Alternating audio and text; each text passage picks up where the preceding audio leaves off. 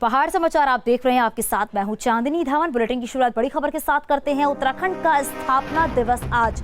बड़ी खबर इस वक्त की है। सीएम पुष्कर सिंह धामी ने प्रदेशवासियों को बधाई दी है। आज 21 साल का हुआ उत्तराखंड। तो 9 नवंबर साल 2000, जी हाँ, ये वही दिन था जब उत्तराखंड अलग राज्य बना था और आज उत्तराखंड का स्थापना दिवस है। आज उत्तराखंड 21 बरस का हो चुका है। राज्य के स्थापना दिवस के मौके पर कई कार्यक्रम आयोजित किए जाएंगे।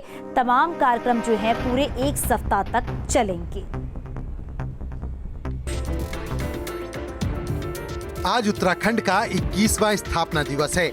इस मौके पर सूबे के मुख्यमंत्री पुष्कर सिंह धामी ने प्रदेशवासियों को शुभकामनाएं दी हैं।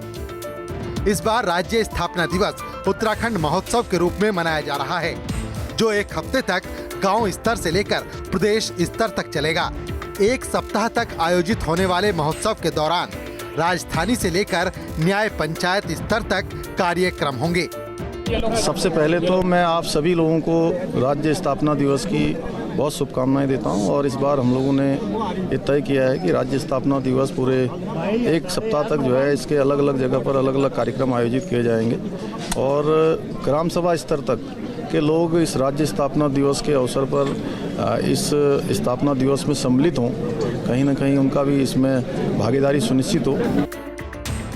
सरकार मानती है कि उत्तराखंड की स्थापना से लेकर अब तक विकास के कई काम हुए हैं, मगर विरोधी दलों की माने तो पहाड़ पर बुनियादी सुविधाएं मुहैया कराने के मामले में अभी राज्य को बहुत कुछ मेहनत करने की जरूरत है।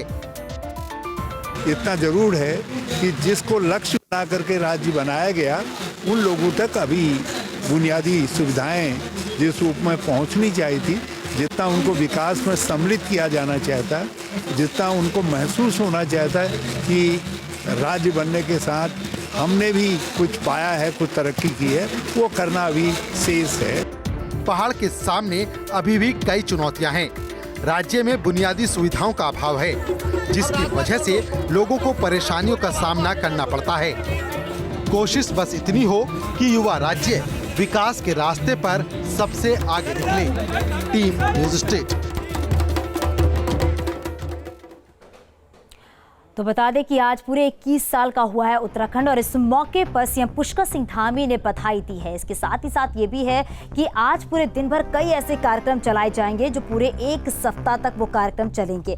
और इस मौके पर यह भी कहा जा रहा है कि कुछ ऐसी बुनियादी सुविधाएं हैं जिसको पूरा नहीं किया जा चुका है, उसे पूरा करने की बहुत ज़्यादा ज़रूरत है। यानी उत्तराखंड में और विकास करने की बहुत ज़्यादा ज़रूरत है, क्योंकि जो स्थानीय लोग हैं तमाम दिक्कतों का वो लगातार सामना करते हैं। लेकिन सबसे बड़ी बात तो यही है कि आज पूरे 21 साल हो चुके हैं उत्तराखंड को और राज्य की स्थापना दिवस के मौके पर कई ऐसे कार्यक्रम हैं जो आज आयोजित किए जाएंगे। पूरे दिन भर कहीं ना कुछ कार्यक्रम चलते ही रहेंगे और इसके साथ ही साथ जो ये तमाम कार्यक्रम है ये पूरे एक सप्ताह तक चलेंगे। तो उत्तराखंड का आज स्थापना दिवस है और हमारे सहयोगी सुरेंद्र डसीला हमारे साथ फोन लाइन पर जुड़ गए हैं। सुरेंद्र, अगर बात करें तो 21 साल पूरे हो चुके हैं। आज उत्तराखंड को स्थापना दिवस मनाया जा रहा है। सीएम पुष्कर सिंह धामी ने तो बधाई दी है, लेकिन दिन भर क्या कुछ कार्यक्रम रहने वाला है, हमारे दर्शकों को बताइए।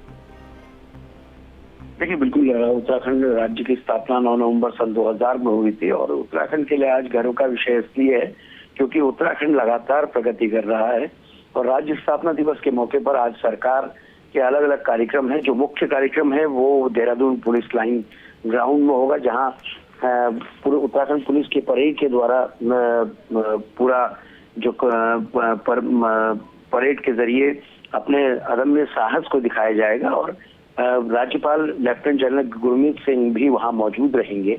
परेड की ओर से उनको सलामी दी जाएगी। इस दौरान 5 अलग अलग विशिष्ट क्षेत्रों में कार्य करने वाले लोगों को सम्मानित किया जाएगा, जिन्होंने विशिष्ट क्षेत्रों में काम किया है। इनमें नरेंद्र तिवारी हैं, इनमें रस्किन बॉन्ड हैं, पर्यावरणविद अनिल जोशी इसमें शामिल हैं, नरेंद्र सिंह नेगी जो लोक कलाकार हैं वो इसमें शामिल हैं। तो ये तमाम वो लोग हैं जिन्होंने अलग अलग क्षेत्रों में विशेष कार्य किए हैं। राज्य सरकार की ओर से मुख्यमंत्री आज कुछ बड़ी घोषणाएं कर सकते हैं जिसका राज्य के लोगों को इंतजार है, क्योंकि राज्य स्थापना दिवस वो मौका होता है जिसमें राज्य सरकार राज्य को लेकर उनकी क्या प्लानिंग है ये बताती है। और दूसरा, कई बार बड़ी लोक लुभावन घोषणाएं होती हैं। इस बार 2 महीने में चुनाव है, इसलिए ये उम्मीद है कि राज्य सरकार की ओर से आज कुछ बड़ी घोषणाएं होंगी जिसका सीधा फायदा राज्य के लोगों को मिलेगा। चांदनी, बहुत शुक्रिया सुरेंद्र इस पूरी जानकारी के लिए। तो हमारे सहयोगी बता रहे थे कि उत्तराखंड का आज स्थापना दिवस है, इस मौके पर लोगों की नजरें जो है वो टिकी हुई हैं कि सरकार की तरफ से कोई बड़ी घोषणाएं जो है वो की जा सकती हैं। तो सीएम पुष्कर सिंह धामी ने बधाई तो दी है, इसके साथ ही साथ कई कार्यक्रम जो है वो भी होने वाले हैं, क्योंकि आज 21 साल जो है वो पूरे हो चुके हैं उत्तराखंड के। और उत्तराखंड गौरव सम्मान की भी घोषणा की गई है। राज्य स्थापना दिवस की पूर्व संध्या पर यह घोषणा की गई है। 2021 के लिए 5 लोगों को सम्मान दिया जाएगा।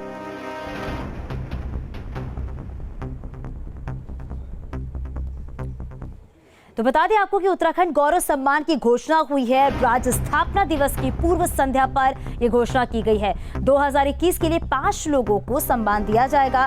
5 लोगों को उत्तराखंड आपको बता दें कि सम्मान देगा। गौरव सम्मान एनडी तिवारी को मरणोपरांत मिलेगा सम्मान। लोक सेवा के क्षेत्र के लिए दिया जाएगा सम्मान। पर्यावरणविद अनिल जोशी को भी सम्मान मिलेगा। और पर्यावरण के क्षेत्र के लिए उत्तराखंड गौरव सम्मान साहित्यकार रस्किन बॉन्ड को सम्मान मिलेगा। साहित्य के क्षेत्र के लिए उत्तराखंड गौरव सम्मान, साहसिक खेलों के लिए बशेंद्री पाल को भी सम्मान मिलेगा। लोक गायक नरेंद्र को भी उत्तराखंड गौरव सम्मान मिलेगा।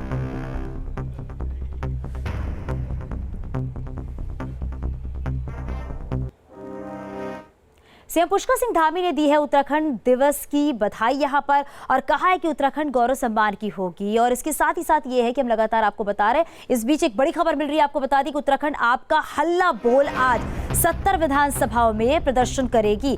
बुनियादी सुविधाओं के मुद्दे पर महाभारत स्थापना दिवस के दिन यानी कि आज आपका प्रदर्शन देखने को मिलेगा।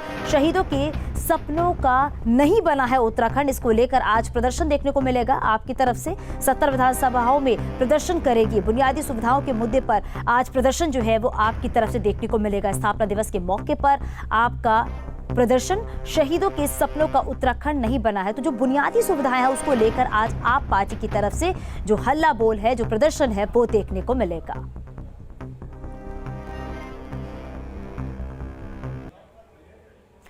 गैरसैंण में होने वाले शीतकालीन सत्र से पहले पहाड़ पॉलिटिक्स में सियासी संग्राम छिड़ चुका है। उत्तराखंड कांग्रेस ने सरकार पर बड़ा सियासी हमला किया है। देहरादून में कांग्रेस का आरोप है कि गैरसैंण के विकास को लेकर सरकार ने कोई काम नहीं किया है। लिहाजा कांग्रेस ने 29 नवंबर को गैरसैंण में विशाल रैली निकालने का ऐलान किया है। तो निकालेगी और इसके साथ ही साथ प्रदर्शन देखने को मिलेगा। गैरसैंण पर सियासी गदर जो है वो छिड़ा हुआ है। बीजेपी पर हमलावर है विपक्षी पार्टी। ये एक मजाक चल रहा है। जो शब्द कहा जाता है कब घोषित करेंगे, बिना ढांचा निर्माण के आप कहीं राजधानी घोषित करेंगे तो क्या आप उसको क्या लगाते हैं? हमें अंदेशा इस बात का है कि जिस प्रकार भारतीय जनता पार्टी की सरकारों का ट्रैक रिकॉर्ड गैरसैंण के मामले में उत्तराखंड की जनता को छलने का रहा है, कहीं इसी ट्रैक के आधार पर आगे बढ़ते हुए ये 2 दिन का जो सत्र है ये भी छलने की कोशिश न हो। तो पूर्व सीएम हरीश रावत ने राज्य सरकार पर सार्वजनिक कार्यक्रमों के भाजपाईकरण करने का आरोप लगाया है। हरीश रावत ने सरकार से पूछा कि बताएं कि उन्होंने गैरसैंण के विकास के लिए क्या काम किया है। गैरसैंण की चिंता ना करें। हरीश रावत, देखिए ये पलटवार किस तरीके से किया गया है। सरकार ने विकास पर जवाब भी दिया है। ग्रीष्मकालीन राजधानी बनी है और ग्रीष्मकालीन राजधानी बनने के बाद उस पर जो भी जरूरी काम होंगे वो काम करेंगे। गैरसैंण के लिए जो जरूरी होगा, गैरसैंण हम सब की एक मैं कहूँ कि संभावनाओं का, हम सब की भावनाओं का केंद्र बिंदु है। उसको लेकर उनको चिंतित होने की आवश्यकता नहीं है। अगर हमने ग्रीष्मकालीन राजधानी बनाई है तो उससे आगे भी हम ही लोग उसको करेंगे। देहरादून में कांग्रेस मुख्यालय पर कांग्रेस ने राज्य सरकार पर जमकर निशाना साधा है। कांग्रेस प्रदेश अध्यक्ष गणेश गोदियाल ने राज्य सरकार के कार्यक्रम पर भी सवाल उठाए हैं।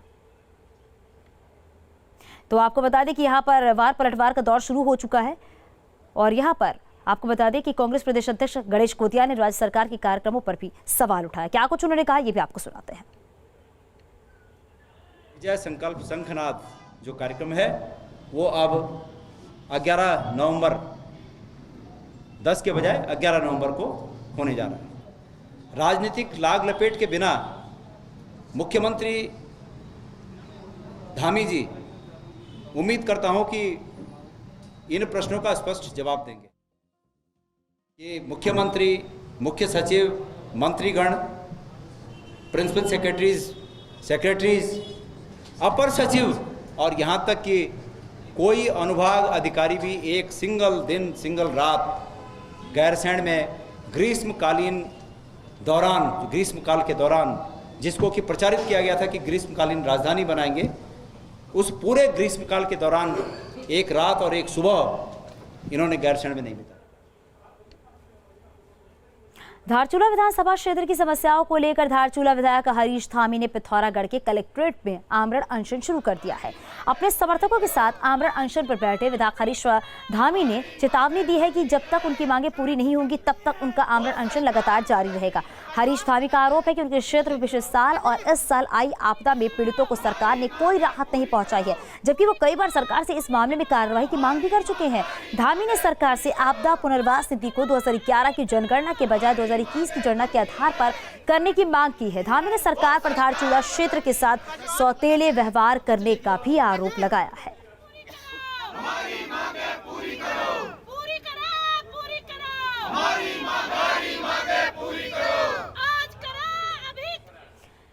हल्द्वानी में नहरों की मरम्मत की मांग को लेकर पूर्व कैबिनेट मंत्री हरीश दुर्गापाल के नेतृत्व में गौलापार के सैकड़ों ग्रामीणों ने एसडीएम कार्यालय में जमकर धरना प्रदर्शन किया और उन्होंने चेतावनी दी है कि अगले 3 दिन के अंदर गौलापार इलाके में नहरों को दुरुस्त नहीं किया गया तो जनता उग्र आंदोलन के लिए बाध्य होगी।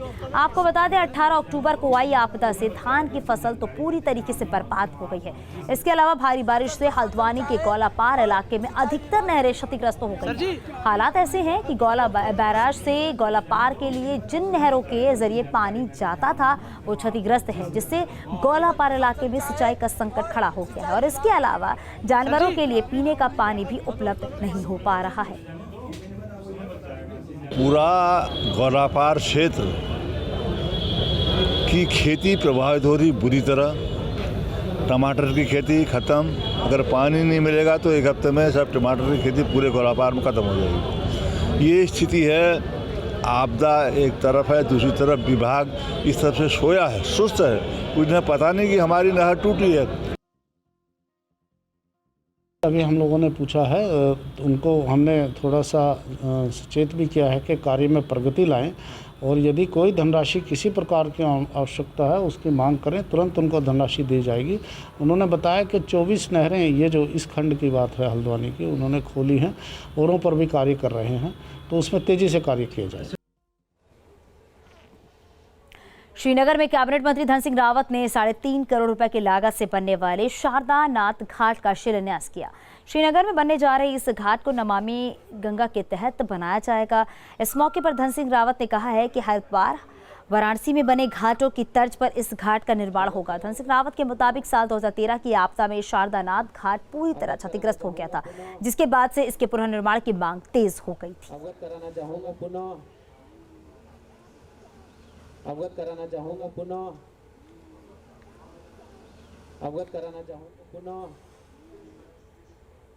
और आगे भी खबरें जारी हैं, रुकेगी छोटे से ब्रेक के लिए। और चलिए ब्रेक के बाद बात करते हैं। टिहरी में डोबरा चाठी पुल के दोनों तरफ बनाई गई सड़क 1 साल भी नहीं झेल पाई है। आरोप है कि पुल के दोनों तरफ घटिया तरीके से सड़क का निर्माण किया गया, जिससे डोबरा चाठी पुल के दोनों तरफ जगह जगह सड़कें धंसने लगी है। इसके साथ ही सड़क का डामरीकरण भी उखड़ने लगा है। सड़क पर बनाए गए नारदाने भी टूटने लगे हैं, जिसके ऊपर से आज भी हर दिन सैकड़ों छोटे बड़े वाहन जान जोखिम में डालकर जाने को मजबूर हैं। इन स्क्रब के ऊपर गुजरते समय कभी भी वाहन दुर्घटना के शिकार हो सकते हैं। हैरानी की बात तो ये है कि टिहरी झील के ऊपर बनी सड़क का निर्माण करने वाली हील व्यू कंपनी के खिलाफ 1 साल से कोई कड़ी कार्रवाई नहीं की गई है, जबकि स्थानीय जनप्रतिनिधियों ने इसे ठीक करने की मांग भी उठाई थी, लेकिन 1 साल से सड़क ठीक नहीं की गई है। अब स्थानीय जनप्रतिनिधियों ने घटिया काम करने वाले हील व्यू कंपनी के खिलाफ कड़ी कार्रवाई करने की मांग की है। पुल का निर्माण हुआ है और चलो पुल तो अपनी जगह बिल्कुल सही है और अभी चल रहा है, मगर ये जो इसकी सड़क जो है, सड़क जो डोबरा चाठी पुल से और यहाँ जो चांठी की तरफ जो आ रहा है तो सारी ये डामरीकरण जो है सारी उखड़ चुकी है, जो कि इसकी स्थिति बिल्कुल दयनीय है। आज की जो हालत है यहाँ पर बहुत खतरनाक है। इस सड़क में झील के किनारे की सड़क है, यहाँ कहीं ना क्रॉस बैरियर बने हुए हैं, गड्ढे भी जगह जगह, धूल भी है, सिंगल रूट सड़क है, ट्रैफिक बहुत ज़्यादा बढ़ गया है। ऐसी स्थिति में यहाँ किसी भी समय अप्रिय घटना होने की संभावना है। तो मेरा मानना है कि पूर्व में भी हमने कहा है कि इसको जो है MDR में भेजा जाए। जो मेजर डिस्ट्रिक्ट रोड में अगर ये रोड चली जाएगी तो कम से कम उस रोड का चौड़ीकरण और डामरीकरण हो पाएगा, तो जिस कारण से जो है भारी जो मोटर व्हीकल हैं उनका आना जाना भी सुगम हो जाएगा। जितना इसमें व्हीकल का मूवमेंट हो रहा है इसको MDR में हमको कन्वर्ट करना पड़ेगा। तो इसके लिए हमने DM मैडम को भी इसके बारे में अपनी समस्याओं के बारे में बताया। मैडम ने भी उसको संज्ञान में लेते हुए सचिव महोदय को PWD को इसकी संस्तुति करी है MDR में इसको कन्वर्ट करने की। उत्तराखंड हाईकोर्ट ने वन विभाग में सालों से कार्यरत दैनिक श्रमिकों के मामले में 25 अवमानना याचिकाओं पर सुनवाई की। मामले में प्रमुख वन संरक्षक कोर्ट में व्यक्तिगत रूप से पेश हुए। उन्होंने कोर्ट को अवगत कराया कि सरकार ने इन आदेशों के खिलाफ सुप्रीम कोर्ट में SLP दायर की है, जिसमें अगली सुनवाई दिसंबर दूसरे हफ्ते में होनी है। कोर्ट ने मामले की सुनवाई दिसंबर के दूसरे हफ्ते की तारीख तय की है। पूर्व में कोर्ट ने PCCF को निर्देश दिए थे या तो 8 नवंबर तक पूर्व में दिए गए सभी आदेशों का पालन करें या फिर इसी तिथि को कोर्ट में पेश हो।